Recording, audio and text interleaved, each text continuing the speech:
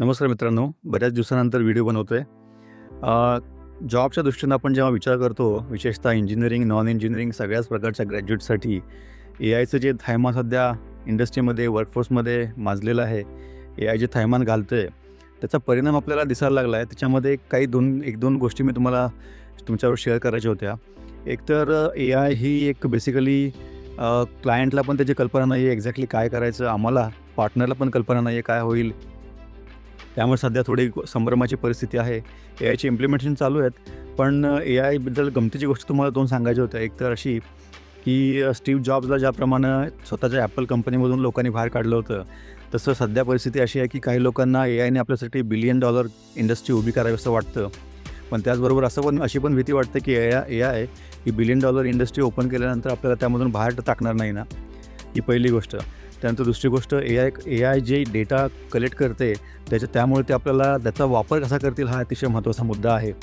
कारण क्लॉडचे जे senior scientist आहेत त्यांनी एक इंटरव्ह्यू दिला, त्याच्यामध्ये त्यांनी असं सांगितलं की क्लॉडचे जे प्लगिन्स वगैरे काम करतात त्याच्यामध्ये तुमचे ईमेल्स किंवा कम्युनिकेशन जेव्हा त्यांना एक्सपोज होतं, त्या ईमेल कम्युनिकेशनच्या एक्सपोजरमुळे क्लॉड ती जी सिस्टीम आहे ती एवढी हुशार आहे की त्यांनी ते जे युजर्स आहेत त्यातल्या काही लोकांना अफेअरबद्दल वगैरे ब्लॅकमेल करायला सुरुवात केली. क्लॉड एजंटनी ब्लॅकमेल करायला सुरुवात केली.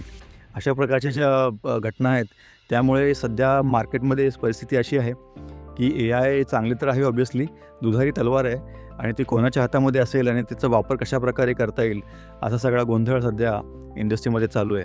पण त्यामुळे एआयची जी पॉझिटिव्ह कन्स्ट्रक्टिव्ह पॉवर जी आहे ती अजिबात कमी होत नाही. त्याच्याकडे आपल्याला लक्ष दिलं पाहिजे आणि त्या कन्स्ट्रक्टिव्ह पॉवरवरच आपल्याला एआयचा वापर प्रोग्रेस, डेव्हलपमेंट आणि आपल्या ग्रोथसाठी करावा लागेल. हा अतिशय महत्त्वाचा मुद्दा आहे.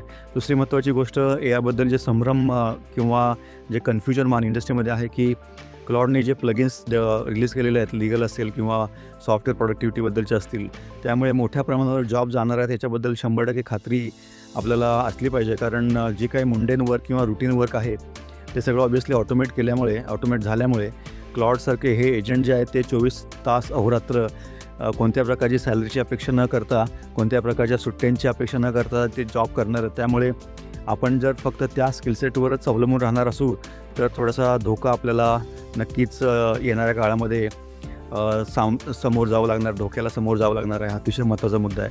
त्यामुळे अनस्किल, रिस्किल, अपस्किल याच्याशिवाय आपल्याला पर्याय राहणार नाही. त्याचबरोबर इंडस्ट्रीमध्ये काय चाललं याच्याकडे पण लक्ष असलं पाहिजे. करिअरच्या दृष्टीनं आपण जेव्हा मॅपिंग करतो तेव्हा त्याच्यामध्ये पुढच्या 4-5 वर्षामध्ये किंवा 10-12 वर्षामध्ये मला काय करावं लागेल. सध्या एआयचे जरी चांगले दिवस असतील तरी पण फक्त एआयवर अवलंबून न राहता पुढे आता सिच्युएशन अशी आहे की जी म्हणजे इंडस्ट्रीमध्ये एआयमध्ये काम करत आहेत त्यांना माहिती आहे की पुढच्या 3-4 वर्षामध्ये काय प्रकारची उलाढाल किंवा उलथापालथ होणार आहे.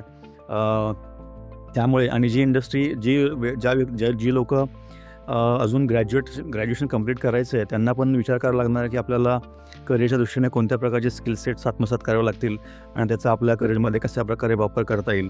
हा अतिशय महत्त्वाचा मुद्दा आहे. हाच आजचा मेसेज आहे. सगळ्यात महत्त्वाची गोष्ट, आत्तापर्यंत मानवाने जे शोध लावले ते सगळे इन्व्हेन्शन होते, शोध होते. ते इलेक्ट्रिसिटी असेल, चक्र असेल, आग असेल, अशा प्रकारच्या गोष्टी, बल्ब असेल.